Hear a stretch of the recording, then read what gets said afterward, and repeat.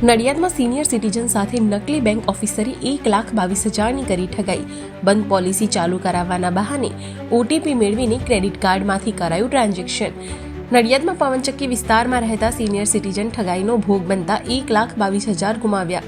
રમેશભાઈ મિસ્ત્રી પર તાજેતરમાં આવેલ ફોનમાં બેંકમાંથી બોલતા હોવાનું અને જૂની પોલિસી બંધ કરાવવા ઓટીપી આપવાનું જણાવ્યું હતું. વાત પર ભરોસો રાખીને રમેશભાઈએ ઓટીપી આપતા પોલિસી બંધ થયાનું ગઠિયાએ ફોનમાં કહ્યું હતું. ત્યારબાદ 50 લાખના વીમાની નવી પોલિસીની વાતમાં રમેશભાઈને ભોળવીને બીજો ઓટીપી પણ ઠગે મેળવી લીધો હતો. રમેશભાઈના મોબાઈલમાં તેમના ખાતામાંથી 1,22,000ની રકમ ડેબિટ થયાનો મેસેજ આવતા તે ચોંકી ઉઠ્યા હતા. આવેલા મોબાઈલ નંબર ઉપર રમેશભાઈએ પોલિસી કે તેના નાણાં પરત આપવાની વાત કરતા કોઈ જવાબ મળ્યો ન હતો. પોતાની સાથે થયેલ સાયબર ઠગાઈ અંગે તેઓએ સાયબર ક્રાઇમ પોલીસ સ્ટેશનમાં ફરિયાદ નોંધાવી.